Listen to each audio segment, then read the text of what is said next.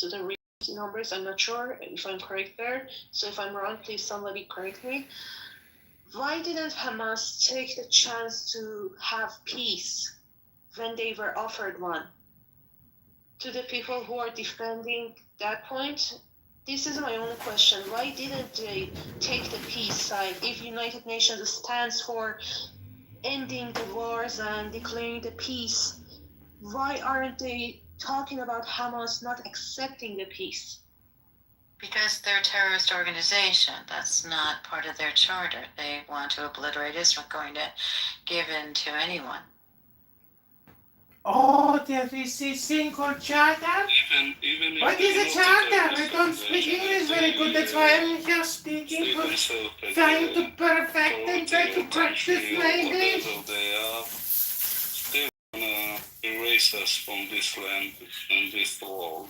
Right. And we don't gonna let them. Period. That's their charter, and that's their goal. There's not room for them to think about peace. That's not, they've been very clear about that.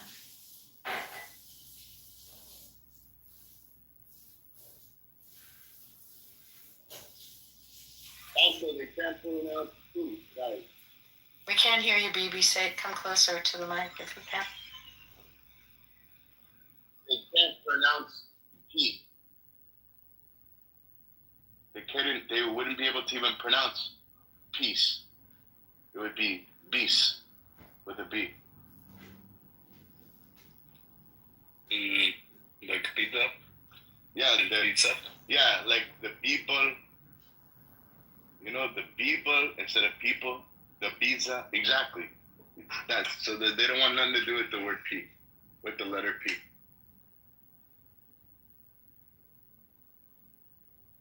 It's so interesting that below they're putting their comments, and it's all filled with hate, and we haven't been talking about hate. Yes, and they're jumping from one subject to another. They cannot stick with one fact. Yeah, and it's trope. It's just... Wait, why are they in the audience and not, were they moved or did they move down? Well, I just see them talking in the message. I just see them talking in the message. Well, Zach, they moved Bev down, so I mean... Oh, why was Bev silenced?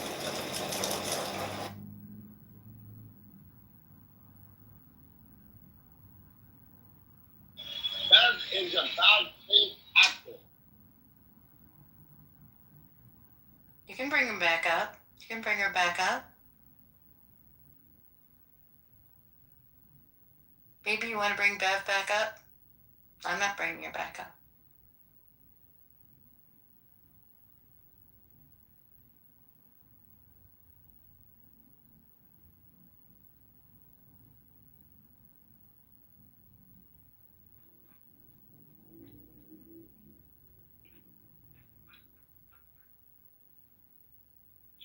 I send her an invitation, and if she's coming up, if you are asking a question, let the guy that's answering you to answer, and then continue to talk. Don't interfere in the middle. That's not nice. And I hope my English was okay this time. Your English is fine, Salami. It seems like maybe now Bev does not want to come up.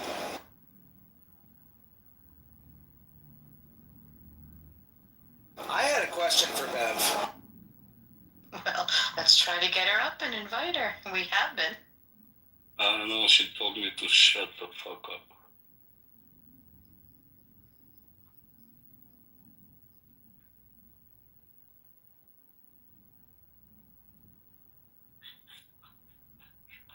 She's silencing me. I'm now the center of a universe.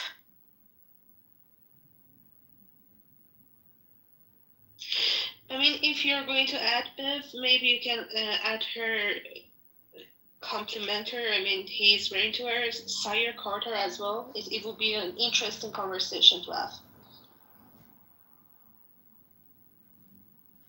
Hasn't someone on stage invited her? BB, you want to invite her?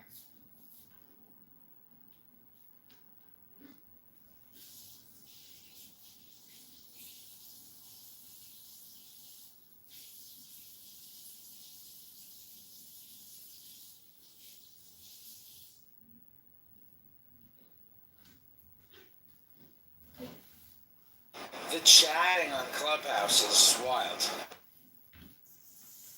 I just invited her.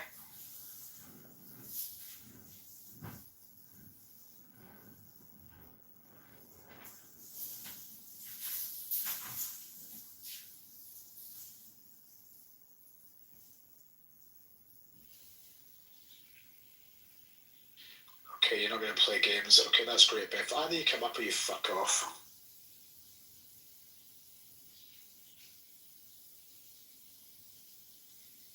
I think maybe she cannot answer the questions. That's why she doesn't want to come up and talk. She's basically illiterate. Yeah. Yeah, look, she's primal. She's playing a primal game thinking it's legitimate because that's how her life works. I'd like to ask Bev a question.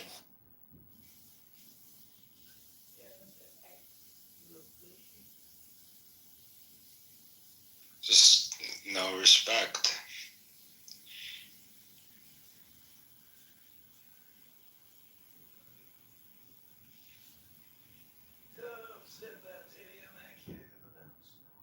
I mean, they're just trolling and laughing. 1 minute they feel sorry for what they call genocide, and 1 minute they're laughing. I mean, that only a psychopath can do that. I think subconsciously they want to be scolded. They want permission to be good, but I think the forces in there that are much stronger than any good they can learn here. Actually, Grace said I'm inviting her up. Didn't you say that, Grace, or did you say? I said I'll invite you up. Come on back. I think. I Yeah, I invited think her also. She's received an invitation. She didn't.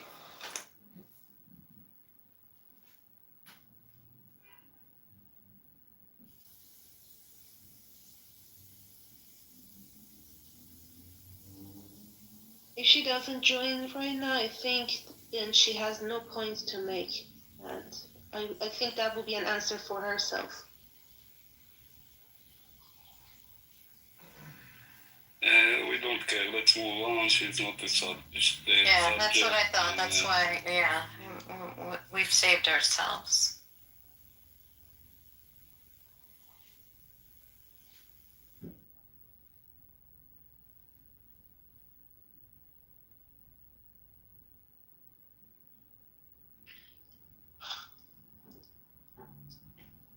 No gossiping. We're just asking you to come up.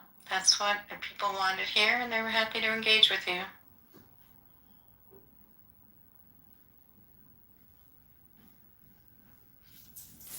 Somebody just said that I have an American accent, and that was interesting. Like, say the reverse psychology is leaking your American accent. I don't even, I can't even understand that sentence. But I think they wanted to say that is as weak as your American accent.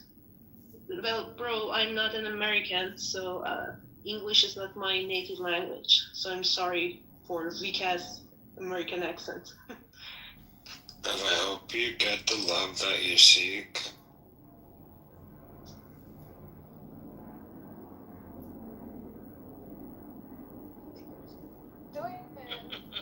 They're just playing games.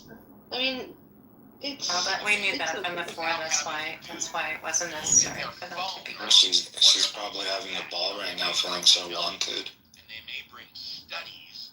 And by the way, I mean, the best action is to stop responding to them, because they had, Yeah, I'm I think done. you tried to add them 3 or 4 times. So I think let's move on with our topic.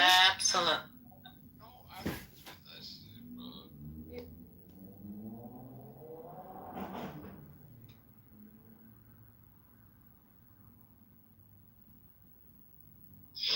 I mean, it's interesting. The topic is about radical Islam, and when people come here, I think the first thing they see is like Israel's flag behind Bibi, and they assume this is a matter of Palestine and Israel.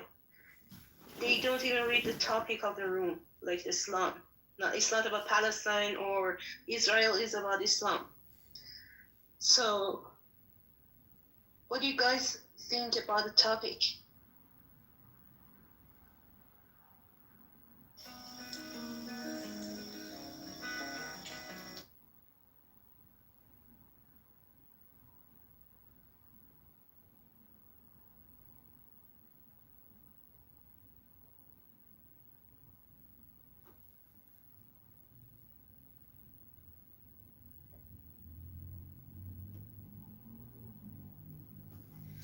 Can you please stop recording my room? I'd appreciate it very much. Please stop recording my room. I would appreciate it so very much. Why do you keep recording my room? I politely asked you not to. But you keep Harry, coming BB back still to here, record my room about nothing. Okay. Do you have a suggestion of how to move the room? Well, yeah, it's the same topic. I think it says Cameron Lynn. If you notice, a lot of these people that are supporting the Palestinian movement are, gotta say. We can't really hear you. Is that BB? We can't really hear you. I'm sorry. BB, sound like you're talking into a vacuum cleaner, bro. Oh, JB is here. Okay, JB. I got like 58 different bands. It takes me forever to fucking cut the grass, so I'm on a try. Okay. I turned off the chapter in the middle of it. Find that when we do open these rooms and topics, when you do hear the people that are speaking, whether they sound white, Somali, Indian, Pakistani, from the UK, they have one common denominator. We're all radical Muslims.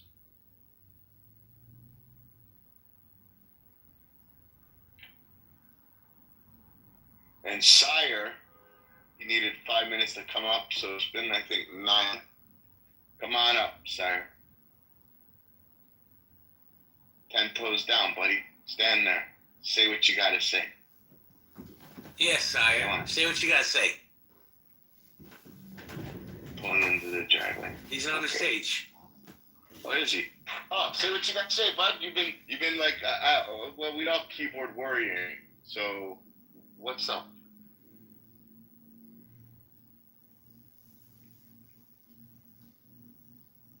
Can't go your tongue. Okay, everybody, this is candidate Congressman John Kitover. This is the BB and Harry and the Chosen Ones with BB, Aleph, Grace, Harry, They are like a cowardly Mary, bunch. Jihadis, Simon, Yakov, Shlomi, Maximilian, my friend, and RS. Hope you enjoy. I'm going to go sit in the other room, get some sun tanning done. Hope they don't play any copyrighted music. Can you guys hear me? Loud and clear. Loud and Oh, there we go.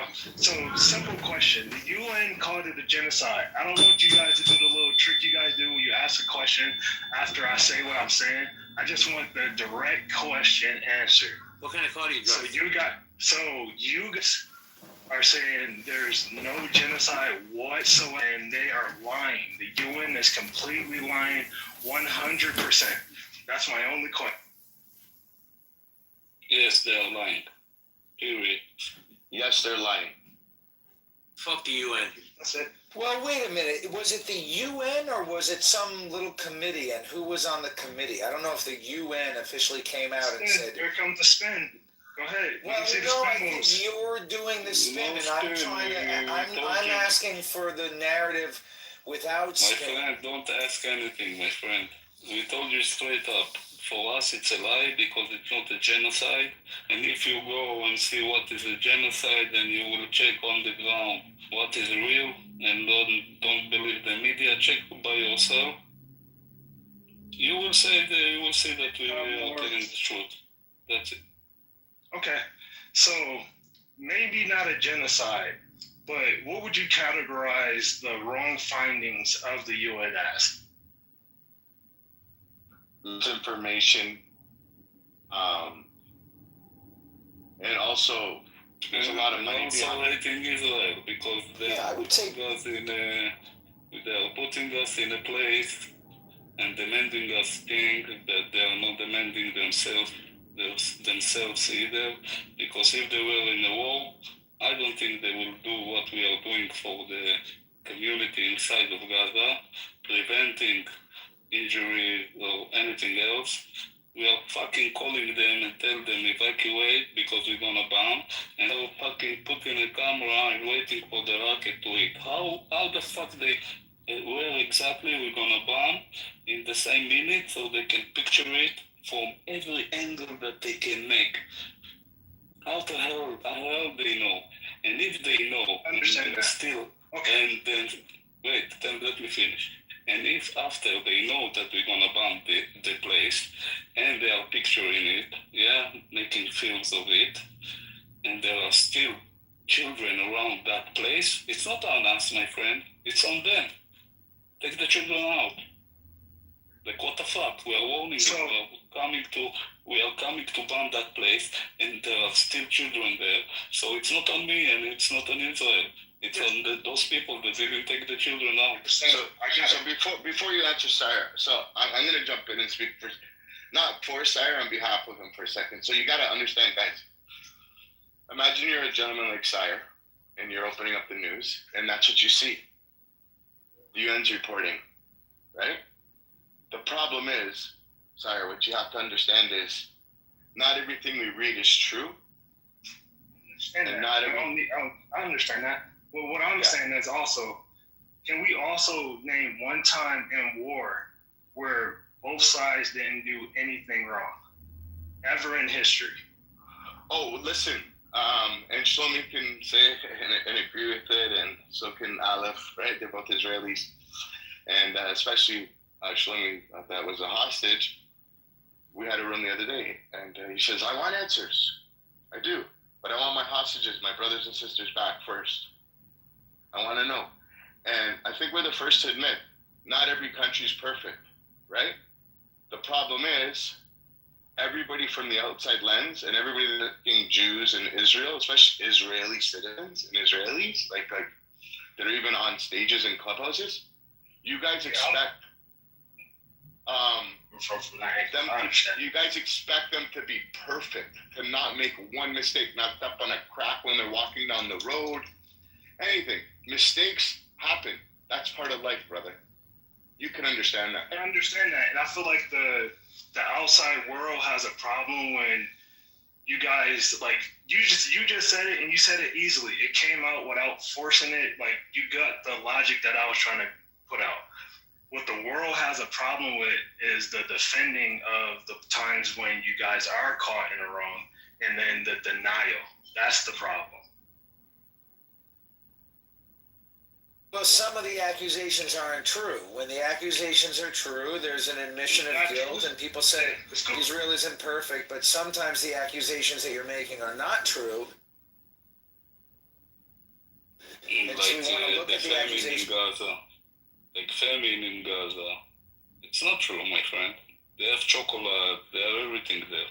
It's not my problem that their own people, Hamas people, are selling it in high It's prices. getting shot at. It's supposed to be for free. It's aid. The people needs to get it for free, not to buy it with money. So if Hamas are selling it with money, for money, it's not my problem. I provided the healthcare, I provided the food, I provided Coca-Cola, I provided chocolates, and you can see videos. They are posting it themselves. I don't need to lie or to go and make a video and post it, or to do an AI or whatever. They are posting it. So if they are Those videos we're seeing and is it's AI and it's lies. That goes to the point that I'm talking about. No, I didn't say No, that. not all of them. No, wait. Some of them. Stop. Man, you're Wait, stage. stop, my friend. That Stop. Time I magazine didn't cover. say that everything is AI, and I didn't say anything about them. I didn't say anything about them create AI. I said we don't need to do an AI for it. We don't need that. They are posting that themselves. You can see it on social media everywhere. We are not doing it. They themselves are posting it. So I said we don't need AI to make lies. Okay? To try to show that we are okay. They are posting the videos. We are providing the healthcare.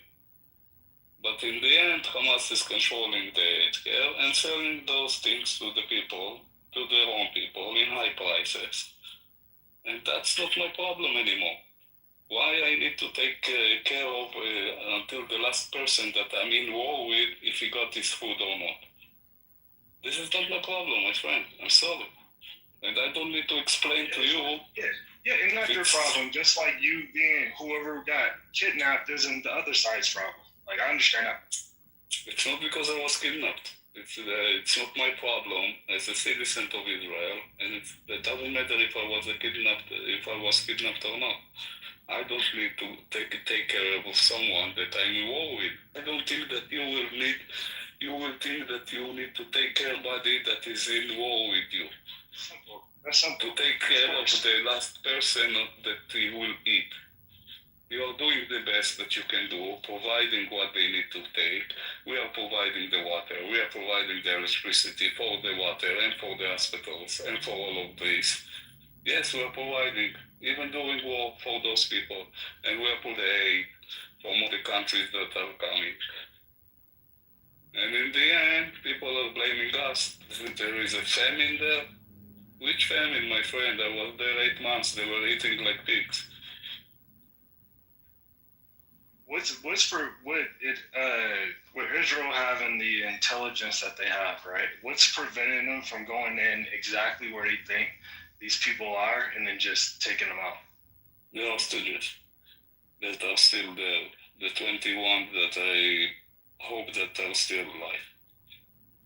And also the fact as well that what's stopping Israel actually going to get these hostages is that they're being used as human shields. It is widely thought that these hostages are all wired now with explosives, which basically means that as soon as somebody comes near them, they're going to kill them. Well, if people are going to die anyway, why not just get it over with? That's what we are going in. We are trying to do the best to make a military pressure so they will give up their weapons. And if not, we are all in, my friend. The government decided, the cabinet of Israel decided that they are going all in. If we're going to lose, we're going to lose anyway. We are losing people from the military that are engaging in a battle every day there. So let's make these losses as something that we will win this war, and these losses will mean something. Because if we're gonna stop now, for us it's losing the war, and it's not gonna happen this time. They're not gonna stop. So you guys were just hypothetical. No one can know. Say in you guys' perfect world, the war is won. What happens to all the people? What do you think should happen to all the kids, the women, the men? I hope that they will stop. I hope that they will stop thinking that they. I'm saying afterwards. Yeah. I hope that they will change their set of mind. That Israel is not a country, and they don't acknowledge us, and they will acknowledge us. And I promise you, my friend, we are the ones that are gonna build Gaza again for those people also. The UN will make us do the best thing that they know to do, to make us do things, and they will inform us so that we are gonna build them, those houses that we ruined, and we're gonna build their future. But they need to change their set of mind, my friend. I don't care to live with the part that I just struggle with is like black people, we went through whatever the fuck we went. The world blames us. Why? What do you think the reason is behind the world always blaming you guys for sneaky stuff? What do you think that comes from? You wanna know personally what I think? Yeah, I think it's come from jealousy.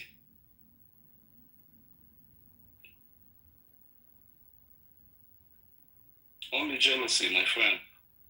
think people are fucking almost fucking 5,000 years that we are in this world as Jew, as Bnei Israel, as Israeli people. And this is why we call Israel. Israel was Jacob, Bnei Israel. We are the final, the last, how do you call it, Shevet? How do you say Shevet?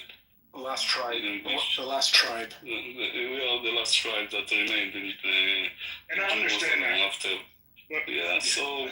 But from my perspective, from my perspective, like, I understand why people hate blacks because we're in slavery, blah, blah, blah, 3/5, all that other dumb shit that people thought, right? But, like, you guys were free for the most part. So I'm trying to understand, how did you guys work yourself? No, not free. No, freer than black people. I'll put it like that. My free and your free is two different types of free. I don't think there's agree with you. Okay. Yeah, I don't think there's a comparison. I don't think it's You cannot compare. You can't compare it. It's two very different things. You got to remember as well that, and we're going back a long, long way. The Jews were slaves in Egypt. And again, I'm not trying to make a comparison, sorry, because the black people have gone through terrible times. But even when we talk about that, they said they went into captivity through ships and all that other stuff, but we know who the scriptures line up with. Yeah, but just there was something you said before. Actually, I'm trying to remember what it said. You said, or you were asking something. I think Shlomi summed it up though by saying that. Oh, actually, here it is. Something I do remember. Something that people don't remember or don't pay attention to, and actually don't give it enough attention, is the fact that Egypt has a common border with the Gaza Strip. The Egyptian border has been fortified since October 7, much more than the Israeli border with the Gaza Strip. The Egyptians are their brothers and their sisters. They share the same codes, the same values, the same religion. So many of the Gazans are Egyptians. Why has Egypt not opened their border? Why in October 8, or before Israel started their operations in the Gaza Strip, why didn't Egypt say, we're going to open the border, we want all the women and children to come through the border, we're going to set up a humanitarian zone for them in the Sinai, close to Gaza, you'll be able to go home soon enough, we'll provide for you, and Israel has to take care of this. But they have done nothing. You know why they've done nothing? And you know why Jordan refuses to take, even though they don't share a common border with the Gaza Strip? It is because the idea of holding on to this conflict in perpetuality is in their best interest. They want this to happen. They want this to continue.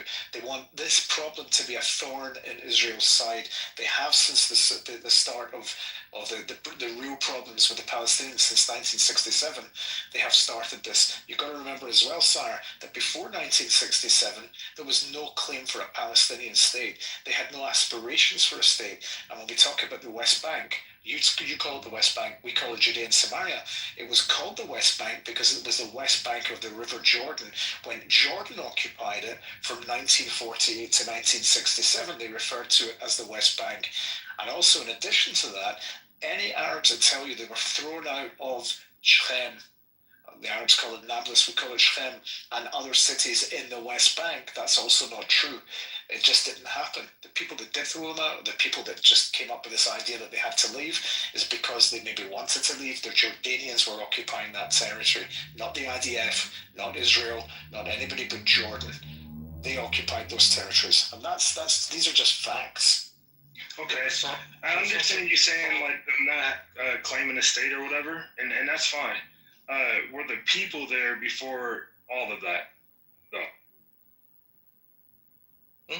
There were people there, and there were Jews also in the region, and there were Jews always in the land of Israel. Yeah, they were a minority, like you can count them up to 100 maybe in certain times in history, but there were always Jews in Jerusalem.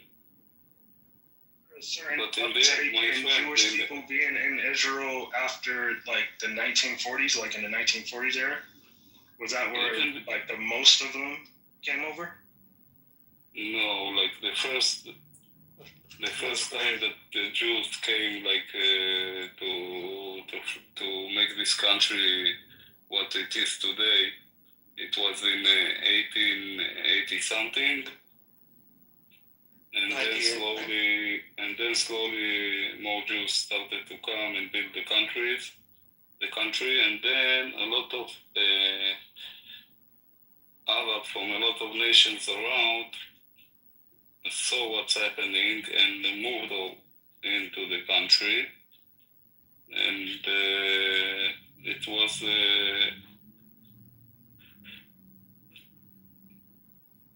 was cut for everyone in the way that Egypt got what Egypt got, Jordan got what Jordan got, Syria got what Syria got, Lebanon got what she got, and we got a small part in 48 for the Jewish people, a small land, a small piece of it. Not including not Judea and Samaria, not the Gaza Strip, not even the southeast city of today's Israel is a lot, not it. But suddenly it wasn't good for the people, and they attacked us. And when you are conquering and losing people and blood is on the ground after people are attacking you, we will take the land and you don't care. That's it. This is war. It was in history and it is until today. And we took the land and we're gonna live on it because they attacked us and this is what you wanted and this is what you got. The land that's in conflict today is the part that you guys took after having only a small piece that you ended up conquering and getting at war. Exactly. So the part that they're at. Took is a tough word. When you win a defensive war, when someone attacks you, international law, and you win the battle, you win the war. We're playing semantics. And by winning, you take. So what are we talking about? No, you don't take, it's yours. It's justified. Taking has the connotation of robbing. A war where the conquerors let them have their stuff? Or let them have their land and didn't take it? No, that's conquering. That's an offensive war. We're talking a defensive war. Yeah, we didn't come and conquer them because we wanted defensive wars in history that they let the people keep their land ever and ever, ever. Was Take a look at Bolivia. Take a look at look at the map of Bolivia. Bolivia is landlocked. Bolivia used to have a port on the Pacific Ocean. They attacked Chile. Chile fought a defensive war. They conquered the land. Bolivia is now landlocked. Also, Germany lost its eastern provinces after World War II. They lost a lot of land that became parts of Poland and parts of Russia. So yeah, there's many. Japan lost the Kuril Islands to Russia. There are many examples of this. Do you blame them for fighting for something that they think that they lost? Or is it just fuck them, fuck each side, we're both doing what the fuck we gotta do to get to where we need to be? No, we don't blame them in anything. Instead, the one thing that they want to demolish us and erase us from this land. My friend, we don't care for them to live there, but we want to live in peace and not every other day to get missiles, and not every other day maybe they will do a 7th of October and kidnap people. Civilians, not army. If you tell me that they took army people as a war, how do you call it? Prisoner of war. A prisoner of war, I will tell you, okay, my friend. That seems reasonable because it's war, but coming into private houses of citizens in my country, murdering people, taking some of them hostages, burning them alive in their homes, and then when we are coming to try to take our people back and protect our country and erase this threat and this danger, security danger from us once and for all, they start to cry because they wanted it, they got it. For 20 years, my friend, we are getting rockets from the Gaza Strip, and because we don't have any interest in that land, we didn't go in and try to conquer it and take the weapons that they have. We invented the Iron Dome that is canceling the threat because it's bombing the missiles that they are shooting already in the air. It's a 95% of success. Sometimes it falls.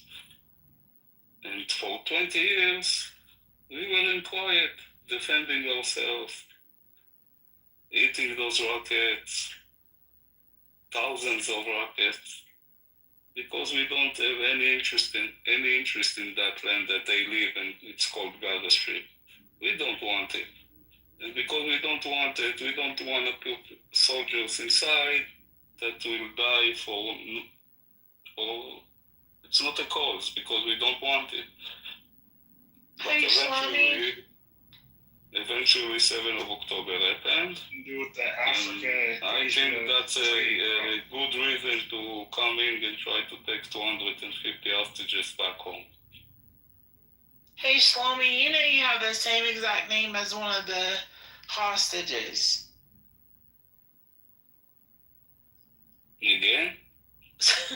You have the same exact name as one of the hostages. I am the hostage. I am the guy. You're speaking. You're him? Yes, he is him. Yes. Oh my god. Okay, I'm honored. I'm gonna follow you. I'm so honored. I'm him. Shlomi, I'm always, just 1 second, it'll take me. Shlomi, I'm always just so appreciative of your voice in here and your sensitivity and understanding. And we just, each time I hear you speak, it is a joy to listen to you and to tell your truth and to be so amazing with every word that you said, and kol hakavod to you. Each time my heart just goes to you. Kol hakavod. My question is, Sire, after hearing from Shlomi and some of the other people on the panel, do you look at it differently, or do you understand, I should say, do you understand the conflict a little bit better? No, I understand you guys' perspective better, but I also, it's just the part that I brought up earlier of never wanting to admit the wrongdoings. He got on here, he didn't sugarcoat shit. He said exactly what I was saying, and without trying to paint the innocent, 100% innocent type look. So I respect that. Nothing, Sire, just something I do want to say to you. First of all, you've been extremely respectful. This is a conversation with people like you that we can have. Somebody that wants to listen, somebody that wants to learn, somebody that has an open mind to be able to absorb things that people are saying to them. Like you, well done. I appreciate you, Sire, and I thank you for being here. And I would agree with the sentiment that you just said as well. Look, Israel is not a perfect country. The government is not perfect. We make mistakes. And it is okay to, as the Israeli government, it's a democratically elected government, and it's okay to criticize.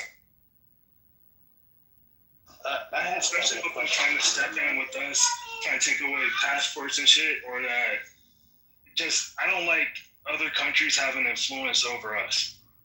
And that's my main. Can you expand upon? Again, my friend, I didn't fire some jobs. They're trying to write certain laws into not speaking against Israel. They have you can't ban Israel goods and all that other stuff. Like, if we as a country should be able to make decisions for us without having to think about. Those are Americans lobbying the government. These are not foreign governments lobbying it's illegal for them to do that. These are Yes, but why are they lobbying? They're lobbying because they have relationships with those countries, right? So even indirectly, it's still influence. They believe that what's good for Israel is good for the United States, and they want to foster that relationship. And there is no law even being contemplated. You can't talk. You mentioned talking poorly or something. I'm paraphrasing about Israel. There's no such law being proposed in the United States Senate or Congress. There is no law. I think we are cooperating in a strategy the both country. Law has to be passed. I understand that. They're lobbying, like you said beforehand, to put things law. יעקב להגביר לי אותו, כי אני איבדתי אותו. Sorry, my friend, I don't understand you, like what you trying to say. We work very hard in making sure that we have relationships with, democratic states and freedom of countries. So we're working not just with Israel, but we work with many countries throughout the world to make sure that democracy stands clear in the world. We were talking about lobbying by AIPAC. And AIPAC is a very small lobby compared to the oil industry, compared to the you name it industry. They pale in comparison to many other lobbying groups. Like why we are lobbying ourselves in America? I think mostly it's business, my friend, like making money between companies. Like 90% of it, and 10% of it is security and a strategy for the future.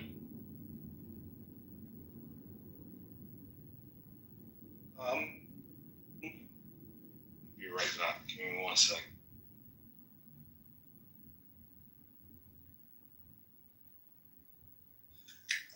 I was just gonna ask, as far as what you've been through as a hostage, where do you go from here as far as getting yourself together? I would expect you would never get through it, but if someone else was to hear your story and they're going through somewhat similar what you're going through, how would you get over this as far as where you go from here now that you are indeed free? Like how I heal myself, you mean? Yes, mentally, I know it's not going to be an easy journey. I can only imagine what you're going through. Listen, PTSD, it's a disease that there is no cure for it. Right. Like it's something for life. I have a tattoo also. It's an old tattoo. It's not because of captivity. It's something that happened when I was serving in the IDF in the Second Intifada. Like in 2002, it's so old. Mm-hmm. So PTSD, it's for life, and I live with it. That's what is my tattoo meaning. And it takes all the, how do you say it? When I was in treatment, let's say 8 years ago, I got a lot of tools how to handle myself in life with the disease. Right. Okay. And in captivity, in real life, you use it in certain times that you have to use those. That sometimes you get triggered, or sometimes you are waiting in line and you don't have patience, and you work on yourself how to have patience and not lose your mind. Right. And those small things, and in captivity you use it every minute, every second, because it's 24/7 of triggering things, and a lot of things that you can understand that can put you in a place that you will maybe punch the guy because he punched you, because he wants to punch you now, because you're with the hostage, you're in his house, you are in chains, and he wants to give yourself not to give a punch back or to say something because you don't know how you will end your this situation. So it's every second, and because I use those tools there, it's like it's planted inside. So today I came out very strong. Very strong. Does anybody have Scotty blocked? He's trying to come in. He would like to speak. Does anybody have Scotty blocked? I don't think It has so. to be a mod, right? Yeah, it has to be a mod that has him blocked. But real quick, the Bible speaks of our faith. When you were there, did you ever feel like you were losing your faith, or did you always, in the back of your mind, knew that God would release you?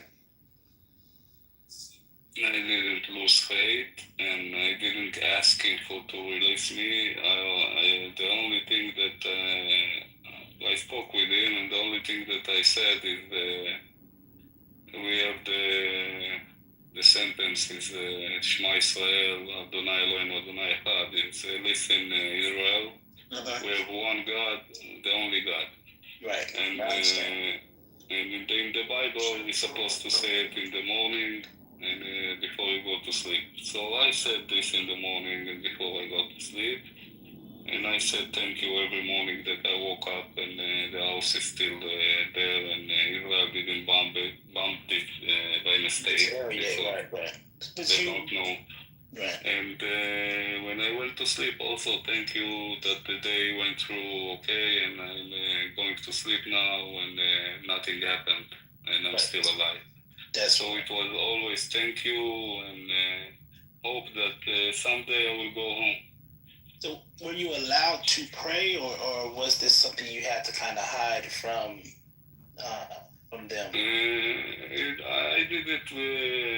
I did my prayers with myself in the morning and in the evening, and I don't have the book and the tools to pray properly as a Jew like we do there. So I did my things. I don't think that they will say something if they will see me praying or something like that. I don't think that they will care. Okay. Eventually, I think they have respect for religion. You know what I'm saying? Yes. Because they have their own religion. So. Right. Yeah, I'm kind of non-denominational. I came from the Baptist faith, but I've always respected the laws of Moses, the Jewish faith, and things of that nature. So it was very interesting to hear that through your hardships, you were released. We're not going to say exactly free because I feel like we're all a part of the same conflict. No, I was freed. Freed. Yeah, but because they came in and took me in an operation. Right, and blessings to you, and I'm very happy that you've gotten able to do it. I would want to listen. The platform of the world today is that. I personally would never have said that. But did he deserve to die for that? No, because no, he didn't. Yeah, I don't even believe in the death penalty, dude. So it's kind of like that's a no. But I'm simply saying the idea of, and don't get me wrong, I am not a liberal. Why do people keep saying it though? Why do people keep bringing up this point? Because people are telling other people that they're not supposed to. No, you can feel how you want to feel about him as an individual. I think it's more prominently about the concept of a man who was shot dead. If you can't express at least some decorum and sympathy towards the fact that a human being was shot for what he said, I mean, that's where the problem lies here, because that's where you're opening up the door for more terrorism in whichever direction. You've just got to kind of recognize that regardless of where you fall on the political spectrum, you can say